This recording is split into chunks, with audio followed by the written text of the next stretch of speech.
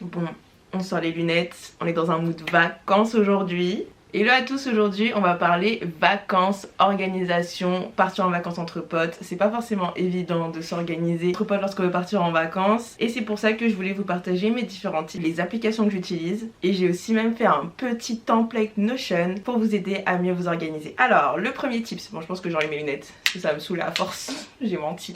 Du coup, le premier tip c'est de créer un groupe dédié, que ce soit Messenger, WhatsApp, Instagram, tout ce que vous voulez. Un groupe où vous parlez uniquement du voyage. Et aussi c'est important de choisir les bonnes personnes avec qui vous voulez partir. Je trouve que partir entre 5 à 10 personnes c'est plutôt cool. Moins de 5, ok.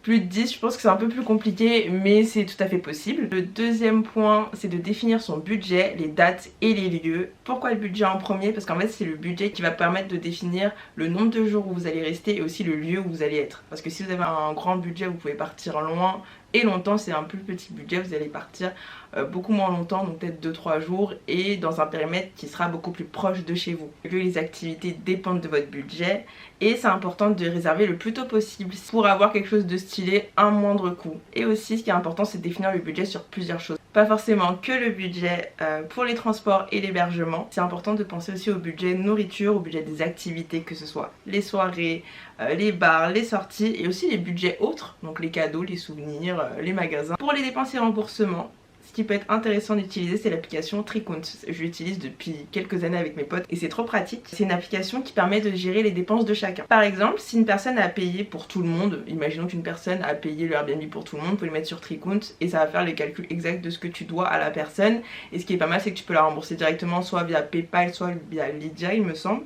Dès que quelqu'un dépense quelque chose pour tout le monde ou sinon pour 2-3 personnes de l'équipe, vous le mettez sur le Tricount et à la fin vous vous remboursez. Et ça c'est cool. J'ai un exemple clé pour un voyage. Ce qu'on avait fait, on était parti à 3. Une personne devait payer le Airbnb, une autre avait payé le transport à l'aller, une autre le transport à le retour parce qu'on prenait pas la même chose.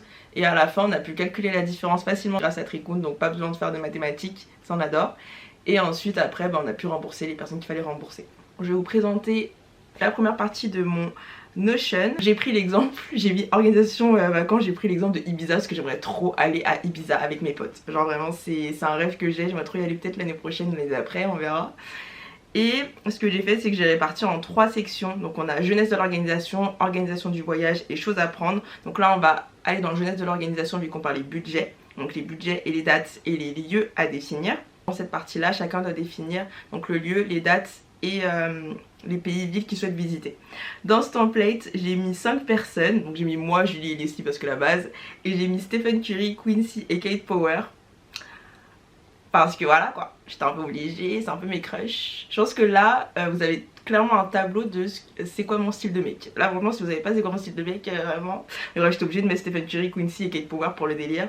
Et du coup dans ce tableau on a donc les différents budgets. Donc c'est ce que j'expliquais au début, c'est important de définir ces différents types de budgets qu'on a. Parce que c'est grâce à ça qu'on va pouvoir définir les dates, combien de temps vous voulez partir et aussi les villes que vous voulez visiter. Le deuxième point qui sont donc les dates. C'est important de définir les dates en fonction des disponibilités de chacun. Prendre en compte les personnes qui sont toujours en phase d'études parce qu'ils n'ont pas forcément la possibilité de poser les vacances comme ceux qui taffent. Il y a des saisons où les prix sont plus chers, je pense que tout le monde le sait. Tout ce qui est juillet, août, c'est les hautes saisons donc c'est pas forcément gratuit. Donc si vous pouvez partir en juin ou en septembre, c'est le feu. Après si vous êtes obligé de partir en juillet, août, bah allez-y. Le template Notion, comme je l'ai montré, donc c'est là le deuxième et troisième tableau que vous pouvez voir. Vous pouvez parler de vos disponibilités et de combien de jours vous voulez partir. Et ensuite après le dernier point c'est de choisir le lieu en fonction des préférences de chacun, en fonction de votre budget, en fonction de votre date. Si vous avez un budget élevé vous pouvez partir hyper loin, si vous avez un budget moins élevé autant profiter pour rester dans le périmètre. Et aussi c'est important de choisir en fonction des préférences de saison. Vous êtes plus team soleil, team froid, team montagne, plage, je sais pas, à vous de choisir. Et il y a plein de destinations pas mal pour les jeunes, que ce soit proche France. On a Barcelone, Ibiza, Majorque, Malte, Split. Split, j'en ai entendu beaucoup parler de Split. Tout le monde me parle de Split, il faudrait que j'y aille un jour. On a Faro aussi, au Portugal. Et après, si vous voulez aller un petit peu plus loin, peut-être quitter le continent, il y a Marrakech aussi. J'ai eu des bons retours. Si vous voulez aller plus loin, Tornepé, comme jamais, #SpringBreak. Il y a tout ce qui est Cancun, Miami, si vous avez le budget, foncez. Donc quand vous avez fini de définir votre budget, votre disponibilité, le combien de temps vous voulez partir et aussi les villes et les pays que vous voulez visiter, ce qui peut être intéressant c'est de faire un petit call pour définir les résultats. Donc là dans mon exemple, on va partir, vraiment mon rêve, on va partir du 1er au 5 juillet à Ibiza. Et ensuite ce que vous pouvez faire c'est créer 2 teams. team hébergement, team transport. Donc en gros, la team hébergement, c'est les personnes qui vont s'occuper de choisir les lieux, les lieux où vous allez dormir. Et la team transport, c'est ceux et celles qui vont faire des comparaisons en termes de transport, que ce soit voiture, train, avion, que sais-je, à pied. Quel type de transport est mieux en fonction de vos besoins, donc faire une comparaison en termes de rapport qualité-prix. Et pareil aussi pour l'hébergement, regardez en fonction des préférences de chacun, si vous voulez une piscine ou non, si vous voulez être en centre-ville ou non, si vous voulez telle ou telle chambre. Et c'est ce qui peut être intéressant de voir à ce moment-là. Si vous avez le permis et si vous partez en voiture, bah, ça peut être intéressant d'avoir une grande maison et d'être loin du centre-ville. Par contre, si vous êtes full à pied, privilégiez le centre-ville, comme ça vous pouvez tout faire soit à pied, soit en métro si vous êtes dans une ville où il y a un métro, soit en bus. Mais je pense que c'est intéressant aussi de regarder les lieux en fonction de la façon dont vous voulez vous déplacer. Moi personnellement je regarde que sur Airbnb, je sais qu'il y a Booking, il y a d'autres sites, promo vacances, etc. Moi c'est Airbnb ou rien, parce que je trouve que c'est beaucoup plus pratique. Par exemple pour l'hébergement, on a l'exemple de Airbnb à Ibiza, donc sur Airbnb. On a les infos, les prix au total, donc pour 5 personnes, le prix par personne, les informations pratiques. Ensuite on a l'avis final, donc l'avis final va dépendre du point que vous allez faire entre vous. Donc le lien, parce que c'est important. Et après pour chaque personne doit dire si elle aime bien le Airbnb ou non. Donc soit validé, soit box, soit pas validé. Et en fonction des résultats, bah, vous pouvez mettre l'avis final si c'est oui ou si c'est non. On a pareil aussi au niveau des transports et des trajets. Donc pour les transports et des trajets, comme vous avez vu, j'ai bien assigné les tâches à 2 personnes. Moi je devais m'occuper de l'hébergement avec Quincy et Stephen Curry. Leslie, Julie et Kate, eux ils sont occupés du transport et des trajets. Donc l'objectif, comme j'ai dit, c'est de comparer les prix et de trouver le meilleur transport. Donc après, pour chaque transport, donc par exemple l'avion, il faut mettre les infos pratiques, donc le prix, bagage en soute et compter dans le prix ou non.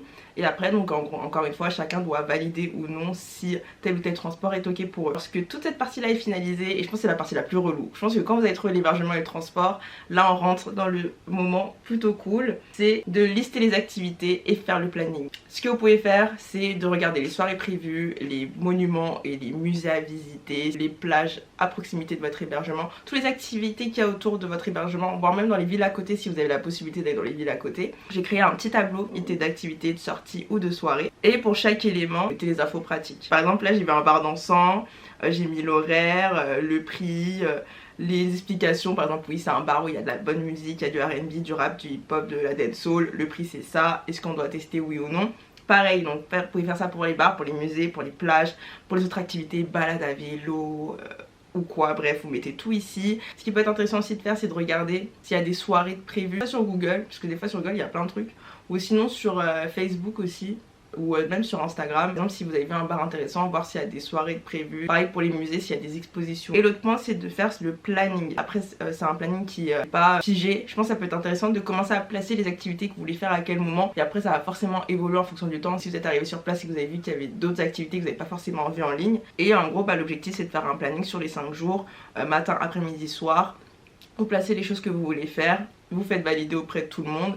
Moi je me rappelle quand je m'organisais pour partir en vacances avec mes potes, on faisait plein de réunions sur Google Meet et on présentait tous les trucs au fur et à mesure pour faire valider à tout le monde. C'était très entreprise vibes en vrai. Ensuite l'autre point c'est de lister les choses à emmener. Donc en fait on a plusieurs points. On a le fait dans un premier temps de lister les courses, parce que le premier jour vous allez forcément faire des courses. Donc vous pouvez commencer à faire une liste et ensuite la mettre à jour au moment où vous allez faire les courses. Et ensuite j'ai fait 2 autres listes. Donc la liste des choses à apporter en groupe et la liste des choses à apporter mais personnellement. Quand je parle de la liste des choses à apporter en groupe, c'est une personne qui doit apporter quelque chose pour tout le monde. Par exemple des jeux de cartes, une enceinte. Je pense que ça sert à rien d'être 57 à apporter des jeux de cartes et une enceinte. Si on a une qui l'apporte, c'est bon. Des choses à apporter plutôt en solo, c'est l'affaire de toilette, les vêtements, les maillots de bain, etc. etc.